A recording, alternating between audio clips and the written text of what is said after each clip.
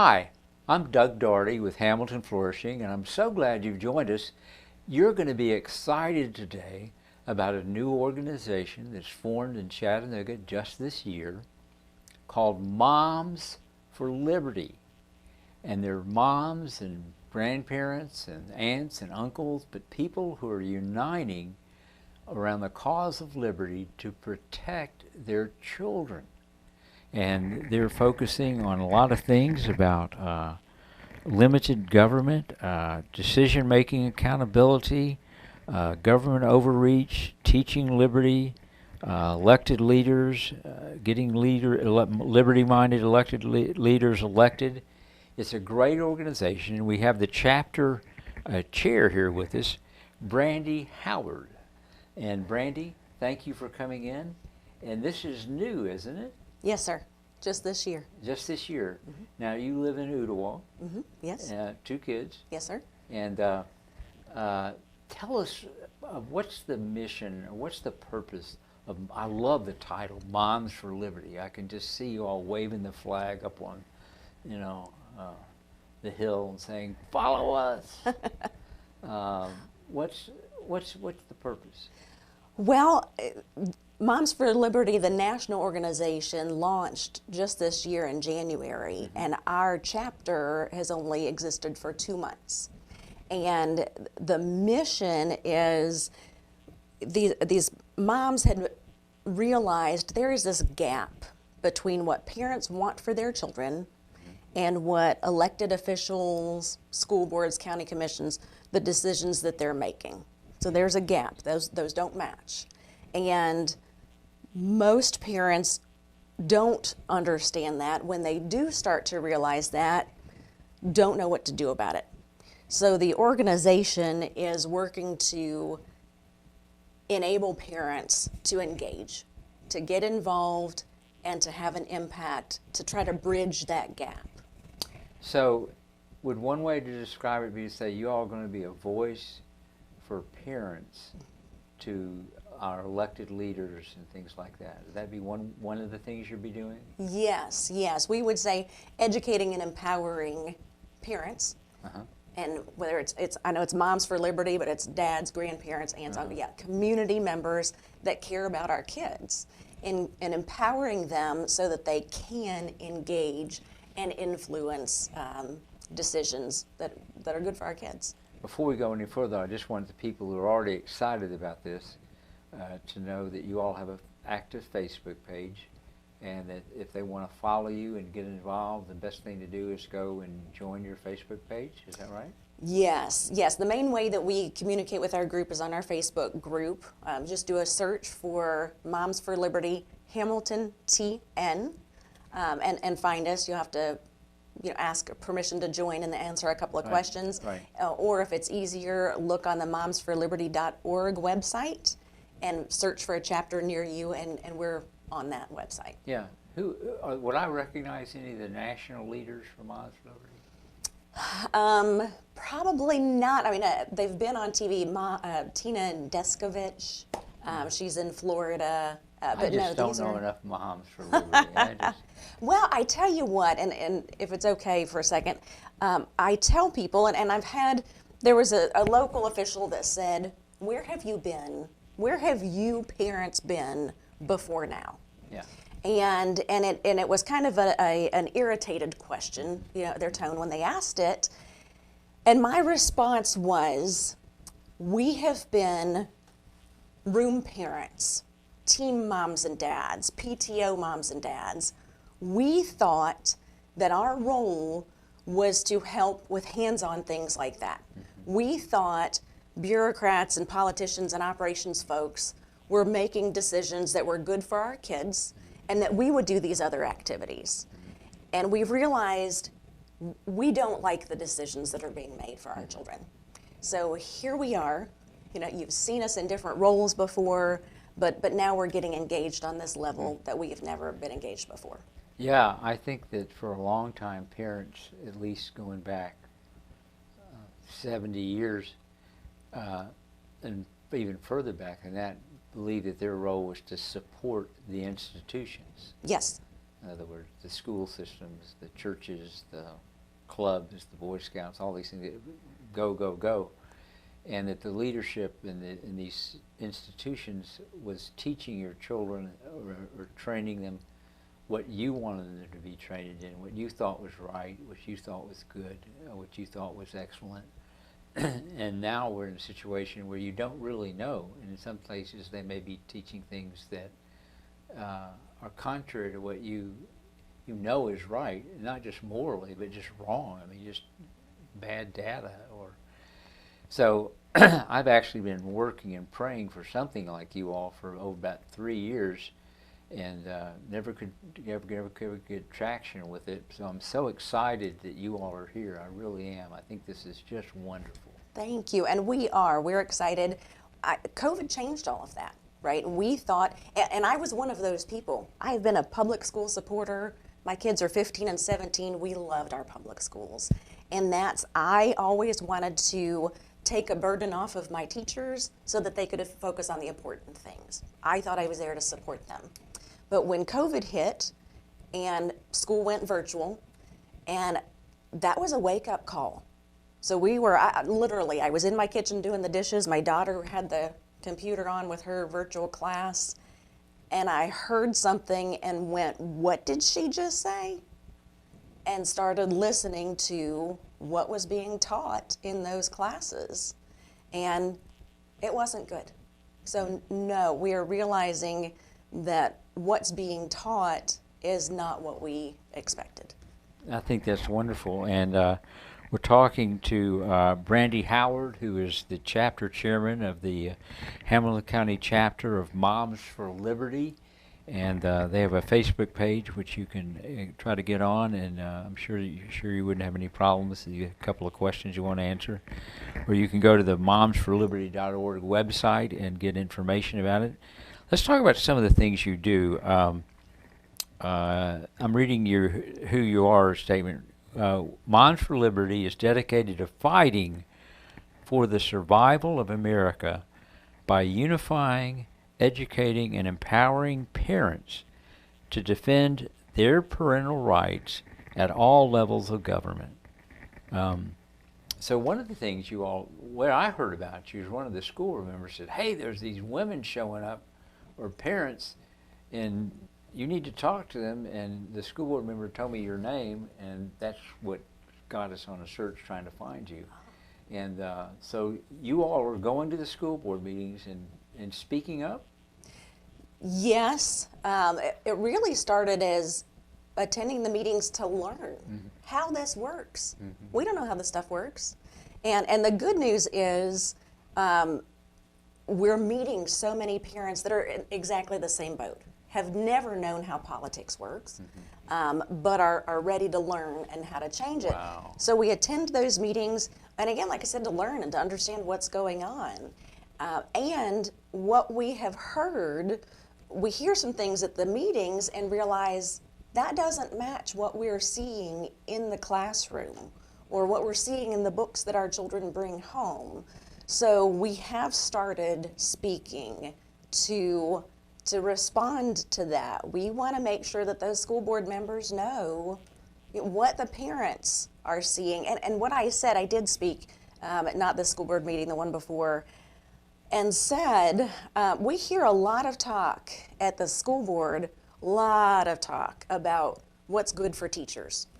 And I want to be careful or be clear, I love my teacher. We've had phenomenal teachers for my kids, most of them. But when the talk is so heavily weighted towards how are teachers going to feel about a decision, even one conversation was, will teachers refuse to come to work if we make this decision, right? There's a little bit of talk about what's good for kids.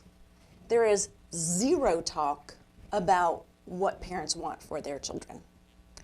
So what I said, I explained that, and that concerns us as parents, right? And that our responsibility for our children does not end when we take those children to the school building door. Right. I'm still their mom. What happens with those kids is my responsibility. Right. So let's work together. Yeah, right? and as taxpayers, we pay for that education. And as citizens, we vote for the people that run those school systems, from the governors who appoint the state superintendent of schools, to the school boards who hire the local school superintendent, to to the county commission, which approves the budget of $500 million for the school. I mean, and the kids that come out of these schools become businesses' employees, and then as they grow in age, they will become the leaders of the next generation, and so. I mean, it is a huge deal. I mean, the schools is the biggest employer in Hamilton County. I mean, they've got it's almost 6,600 employees, huge budget, and well, you just said big number. So it's important to everybody. It's not is. just important to parents. And then because they fail in some areas, like literacy, it hurts everybody. It hurts they fill up the jails because they don't know how to read, they can't get jobs, they get involved with gangs. That sounds stereotypical, but it's more true than you'd think. And there's so much you can lay at the doors of the schools, and for lots of reasons, not just because you're an angry parent, but because you're a concerned citizen. You ought to be asking the kind of questions that you're doing the heavy lifting for. That's true, and I say that, my kids are about to be finished with school, right? They're 10th grade and 12th grade. It would be really easy for me to say, I'm out. Somebody else needs to deal with this stuff because they're about to graduate, they're done. However, how many decades have we been doing that, right? People have kind of just been hands off, not engaged, and those students, like you said, they become our police officers, attorneys, our future teachers. Even if you personally don't have a child in a public school, you're still impacted by it. And how many people, you said just a minute ago, we vote for school board members, county commissioners, and the county commission approves the school budget. Thank you. So, and the truth is, we vote for that. How many people are like me? And I confess a lot of times. I confess that I would go vote every 4 years for the couple of big ticket, races that I knew something about.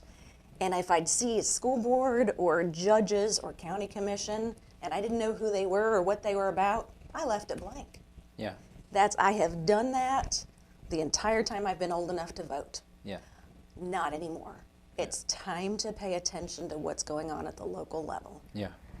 Yeah, and Hamilton Flourishing, which we're doing this interview, which we do, election cycles come around, we try to interview everybody who's running for office, put it on our website, connect it to their web page or their Facebook page, do the same interview with everybody so it's fair, and then so we become kind of a go-to site for what are people doing. And we did this for the city elections. We had 36 interviews, and it was there were that many people running for city elections just this last time, and it was really, we're going to do that again for 2022. There'll be 3 election cycles, May, August, and November next year. And next year is going to be a big year. I think the House is going to flip, and there's going to be a lot of primary people in the county commission and the school board races, and it's going to be a big deal. So some of the other things you do, we spread awareness and understanding of limited role of government. Is that right? Yes. Well, and that's that education piece. We're like I said, we're learning ourselves how this functions, how we can impact it, and I tell people, parents are busy, especially when you've got little ones, you've got babies, toddlers. Both mom and dad are working, or you got single parents. So people don't have the time to go through an extensive learning process, right? So we are trying to learn that and condense that, shorten that ramp up.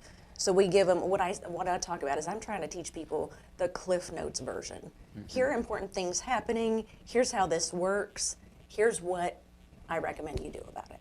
What do you think? Let me change the subject, just shift gears just a little bit. They're talking about opening back up, they've already announced that they're going to open up the schools and the kids 12 and under are going to be masked and have to be 3 feet apart. There's not going to be any virtual school. It's all going to be in person. But have you all thought about that at all? That is a huge discussion that we're having, that parents are approaching us and having that conversation. And I would say, did anybody ask the parents Yes. when they made that decision?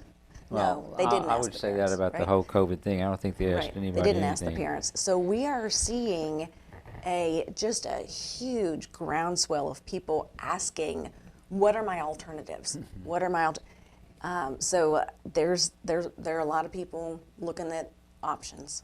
Yeah, I hope so. I mean, my view of life is people are inherently creative, and confronted with solutions of problems, many people can find creative solutions, or some can find creative solutions that other people can go take advantage of. So there's lots of ways to go about it.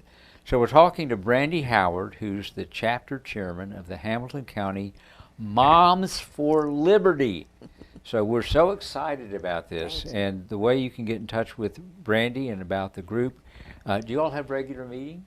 Once a month we do. It's the Tuesday evening following every month's school board meeting. Okay, so and then you got Facebook, you're going to the school board, you got monthly chapter meetings, so you're keeping people involved, you're staying motivated and everything. Are you finding? It sounds like you're finding a hot receptivity in the community. We are. There is this need for, or this void where people are becoming more aware and realizing they don't know, they have a learning gap here, right? They need to understand, and we're trying to fill that gap as best we can. And it's been really encouraging to meet other people that care about our kids. Great. Now, Brandy, do you have a way that people can email you if they've got specific questions? Absolutely. It's Moms for Liberty, HamiltonTN@gmail.com. Okay, say that again. Moms for Liberty, HamiltonTN@gmail.com. And I believe we've got a slide on that they'll be able to see on the video. Well, this has been great. We're so glad you're here. We're so glad that Moms for Liberty is here. I'm really super enthused about this. This is great. We need this voice in the community. There is a void.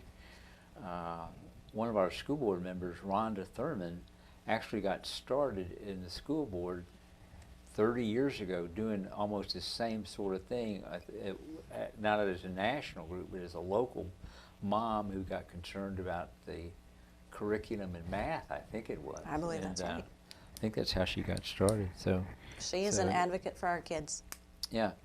So thanks, Brandy, for coming. We really appreciate it. We're glad you're here. We wish you much success. And if Hamilton Flourishing can be of any service to you, please let us know. Thank you. I appreciate it.